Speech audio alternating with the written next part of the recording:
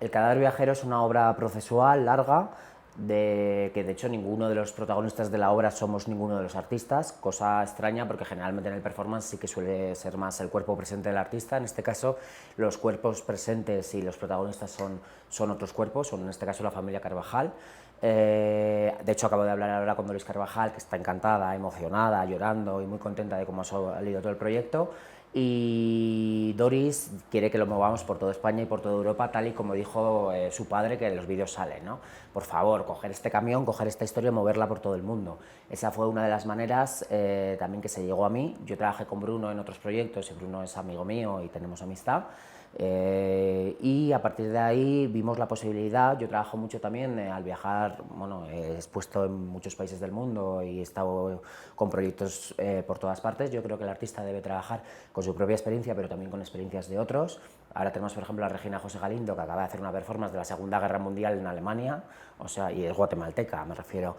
Yo creo que al final el artista contemporáneo tiene que trabajar en los contextos que pueda, y desde luego este proyecto yo creo que tenía algo, y algo claro, que era que le venía muy bien una difusión internacional, ¿no? Entonces al final don Raúl en el vídeo claramente dice, por favor, mover esto por todo. Esto es lo que hemos hecho, hemos cogido un poco ese testigo que él nos dio, y sobre todo Doris, ¿no? Al final es Doris la que va a venir cada vez que se exponga el proyecto, es Doris la que trae el camión, no lo traemos nosotros, o sea, no hay una utilización el camión es de Doris Carvajal, está en el centro de memoria y es Doris la que llama y lo trae. O sea, que cuando se dice, están trayendo el camión, están moviendo la obra, no, nosotros realmente estamos intentando abrirle los museos a Doris Carvajal, porque al final el mundo protesta es un mundo bastante residual, es decir, es bastante de los márgenes, no se le escucha. En cambio las instituciones y los museos tienen otra cosa, que es que hay todos los colores políticos, que llegas a personas que no vas a llegar en los márgenes. Entonces esa era nuestra única labor, ¿no?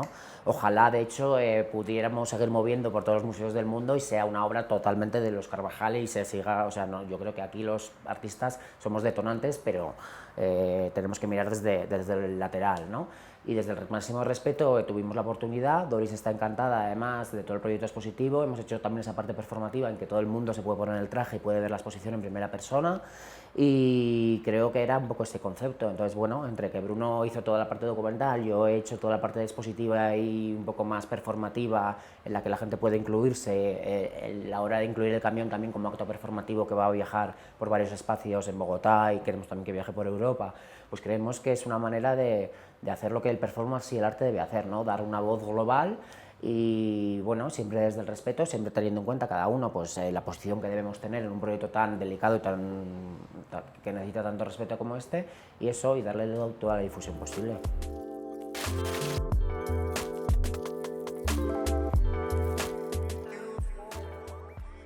Hay varias, aquí te puedo llegar a esa conclusión de varias maneras. Hay una que es importante, que es un proyecto que yo hice en 2015, que se llama Enterrados, y el proyecto es con memoria histórica en España, que parece que es un contexto que me toca más cerca, pero porque está en España, pero tampoco me toca a nivel personal, porque no tengo yo ninguna familia republicana. De hecho, es más, mi familia adoptiva era del bando malo, o sea que al revés. Entonces, bueno, al final yo hice una performance con 100 hijos y nietos de fusilados y desaparecidos en la guerra civil. Cogimos una esplanada gigantesca que construyó Franco para el homenaje de los suyos, solo del bando nacional, y en esa esplanada lo que hicimos es enterrar simbólicamente a hijos y nietos de fusilados, ¿no? Y a una de las personas que enterramos simbólicamente era una mujer de 90 años, que además ha fallecido ahora hace 3 meses. Y esta mujer de 90 años lleva luchando años para que se sepa y se conozca la historia de su hermana, que es Maravillas Lamberto. A su hermana la mataron y la violaron casi delante de ella con 14 años. Ella lleva años defendiendo esta historia, y cuando hicimos la performance Enterrados, que les enterramos con tierra del huerto de uno de los fusilados de manera simbólica, ella se levantó y dijo, y contó llorando, que por fin sentía que había enterrado a su hermana. Entonces ahí entendí que puede haber procesos catárticos colectivos que pueden ser detonados desde un artista, pero que al final valen para la persona que los protagoniza, para la persona que defiende esta historia, ¿no? Entonces, para mí, Josefina Lamberto, que llevaba años, que tenga ese sentimiento de haber enterrado a su hermana, en ese simbolismo de esa performance, me parecía muy importante. Entonces, a partir de ahí, muy poco, porque sí es verdad que trabajo más con la historia personal y con mi experiencia vital normalmente. Yo acabo de hacer un proyecto que también tiene relación con esto, pero otro proyecto, y al final era una manera que me parecía que Doris Carvajal pues era pues una Josefina Lamberto también, era una persona que necesitaba que se escuchara su historia, era una persona. Entonces al final lo que hemos hecho es únicamente pues la llave que tenemos como artistas Bruno y yo, que es que nos abren casi todos los museos, pues abrimos el museo y metemos a Doris dentro, que al final es la que tiene que contar la historia. Y después también, personalmente, ya esto es un tema mío personal, yo acabo de hacer un proyecto en el que he repetido el secuestro que yo sufrí con 3 años por parte del que consta en los papeles como mi padre biológico, pero no lo es. Yo tengo una pieza que se llama Volver al Padre, que se acaba de cerrar la exposición hace 10 días en España, que además ha hecho el texto Fernando Castro, que Fernando Castro ha estado invitado en el festival inaugurando y fue el que me ha hecho todo el texto curatorial. Y el otro texto me lo ha hecho Marina Abramovic, que ahora estoy trabajando con ella, inauguró ahora con ella en octubre unas piezas conjuntas en Ámsterdam. Y esta pieza consistía en volver a quedar en el punto exacto donde este hombre me secuestró con 3 años. Este hombre, que consta como mi padre biológico, está vinculado a mi historia de abuso, de maltrato y de prostitución de mi cuerpo de niño. Entonces volví a quedar con él en el punto exacto, hice el recorrido del secuestro durante 3 días exacto, después de 30 años sin verle. Además, para mí este señor era como el demonio, porque mi familia adoptiva católica me amenazaban que este señor podía venir a secuestrarme. O sea, era como el demonio, que no quería verlo nunca. Quedé con él contó toda la historia, reconoce los abusos, reconoce el maltrato en todo este viaje, y este proyecto se ha expuesto en una exposición donde la gente podía caminar en una especie de recorrido documental. Era una forma que yo no había trabajado nunca, yo nunca había trabajado pues con una especie de documental, vamos a decir, repartido en paredes, en vez de un documental al uso, sino un documental en el que tú puedes caminar por el espacio, y eso es lo que hizo también que este proyecto se creara de esa manera. Pero sobre todo, que en el momento que yo estuve con Bruno, hablando con Bruno y conociendo a Bruno, yo estaba en este proyecto en mitad, que acaba de salir de psiquiatría porque este proyecto me hizo daño, que estaba en un momento muy malo, casi llorando, y hablé con Bruno y Bruno me contó este proyecto. Entonces me pareció que era el padre que yo no tenía o que el padre que me gustaría tener, ¿no? Tenía aquí un padre coraje defendiendo 12 años la memoria de su hijo cuando yo tengo un padre que me violaba. Entonces me pareció que había ahí un nexo bastante importante en el que yo necesitaba agarrarme a otro tipo de padre. Y entonces básicamente fue una cosa como... y además una cosa que dice Doris, ¿no? Que todos somos Carvajal, y justamente Doris me estaba dando besos estos 3 días diciéndome que yo era el hijo, no sé, pues eso, ya me ha adoptado, cosa, no tengo familia, pero ahora ya me han adoptado. Entonces, bueno, pues al final era un simbolismo que yo creo que hizo que ese proyecto me llamara de esa forma la atención, y también que Bruno tenía esa parte documental y no se había expuesto en ninguna parte y nadie le hacía caso, y yo creo que ya cuando conseguimos meterlo performativo y tal, ya es cuando se nos abrieron un montón de museos. Entonces, bueno, al final, si yo tengo la herencia que tengo, pues tengo de señor blanco europeo, y con eso hemos conseguido que se nos abran algunos espacios, pues también vamos a aprovecharlo. Pero también tengo la de hijo abusado, hijo maltratado, vengo de la calle, he dormido años debajo de un coche. Entonces, bueno, tengo muchas memorias, cada uno tenemos nuestras memorias, y si colectivamente podemos conseguir que la resistencia y que la memoria colectiva perdure, y sobre todo historias como estas, como la mía, como la de Doris, como la de don Raúl, los dos Raúles, perduren la memoria y sobre todo creen cambio, ¿no? Y creen resistencia, pues yo creo que es labor de todas.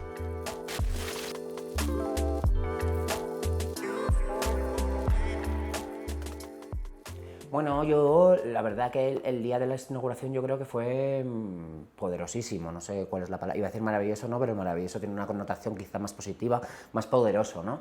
Porque había una solemnidad, muchísima gente, muchísimo respeto, ¿no? Yo creo que el día de la inauguración, además todo lo que pasó, ese camino, esta especie de procesión, ¿no? O sea, de forma simbólica hasta el camión, hubo un montón de sucesos y de momentos que yo creo que fueron muy emocionantes, y creo que además fueron muy reparadores desde diferente forma para diferentes personas, ¿no? Cada uno, yo creo que al final el arte lo concibe como lo quiere concebir. Yo creo que hubo mucha gente de la que estuvo allí que ha vivido la muerte en primera persona, de hecho más de los que me gustaría, casi todos, ¿no? Porque justamente hice un taller el día anterior trabajando en la figura de la muerte, y prácticamente todos los participantes tenían historias de muerte en primera persona.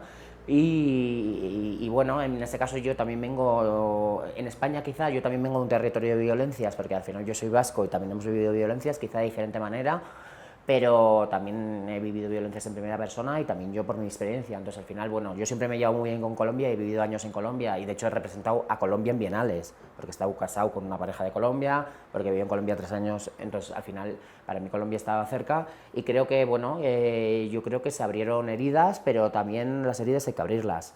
Yo creo que al final el catolicismo, el ultracatolicismo nos ha ayudado, o no nos ha ayudado, es decir, nos ha obligado a guardar las heridas en casa y a guardar los muertos en casa, ¿no? Y yo creo que debe ser al revés.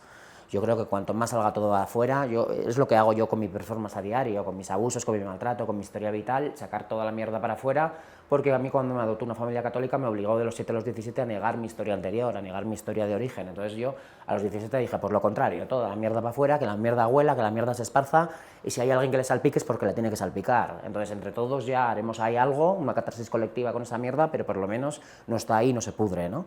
Entonces, básicamente, eso es para mí el acto performativo. Y yo creo que justamente cuando yo conocí el caso y cuando conocí la historia, estaba todavía la mierda ahí a medias. Entonces, si yo puedo colaborar un poco a que eso salga hacia afuera, pues yo voy a colaborar. Y Bruno está haciendo un trabajo magnífico, que además ha hecho un trabajo documental increíble.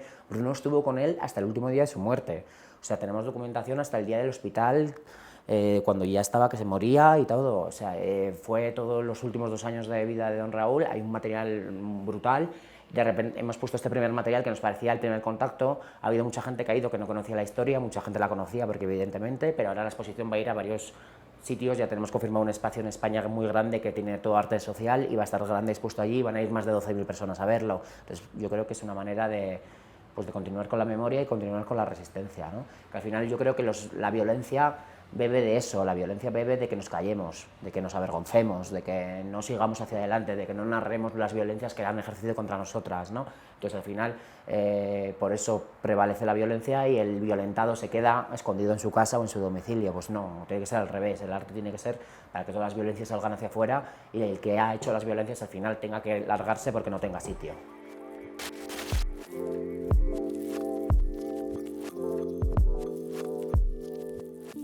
Claro, aquí en Colombia es una de las cosas que yo más veo, es eso, que en Colombia cuando se hace un acto, un evento así como circular o grande donde alguien se saca, pues es que se sale todo de repente, porque sale mucha gente. Es decir, igual que en España sí que he hecho proyectos, por ejemplo, en el que hacemos círculos y la gente cuenta su experiencia y hay 10 o 12 de 30 que sé que cuentan, aquí casi todos tenéis muchas historias que contar.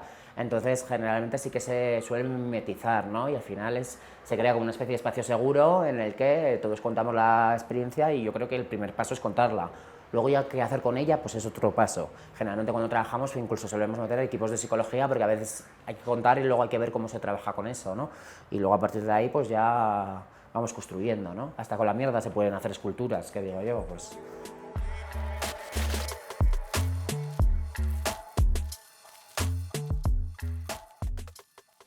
Para mí la verdad que ha sido una experiencia muy gratificante porque los estudiantes tienen algo que no tienen el resto de las personas, es que son las ganas, ¿no?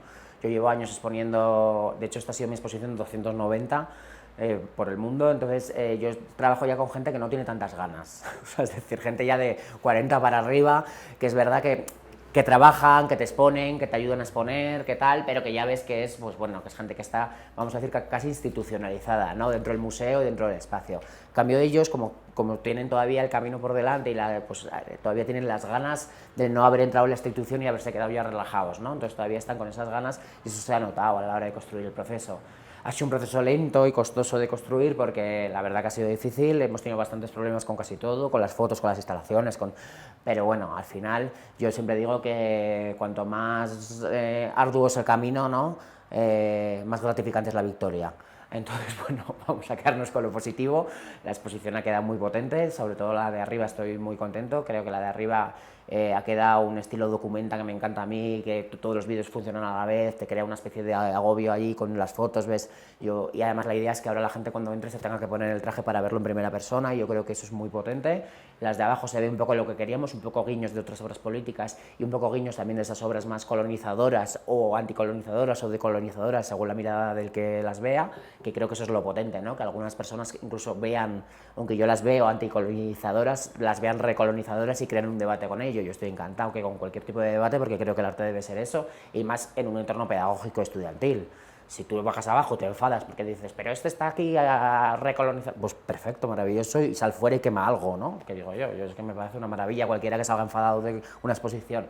Creo que el arte debe ser eso, debe ser reactivo, transformador y debe salir enfadado. Para ver arte bonito, limones, limoneros, y que te salgas de ahí y no te acuerdes absolutamente de nada, pues no tiene sentido, ¿no? Yo quiero exposiciones reburgentes, exposiciones en que la gente salga diferente a como ha salido, transformadoras, y creo que colocar esto, que la exposición nos dijo la directora que nunca había visto el centro de museos así de lleno, yo conté abajo un momento 100 y abajo otros 80 y luego entraron otros 100, casi 400 personas, estaba todo reventado. Pues yo creo que eso es que funciona, que los estudiantes, sobre todo porque era gente joven, tenían muchas ganas de revulsivos y además están creando controversias, están creando debates, está yendo cada vez más gente a la exposición. Creo que eso es lo necesario, que el arte sea útil, como dicen muchos artistas, y creo que bueno, en eso estamos, defendiendo el arte como una herramienta útil.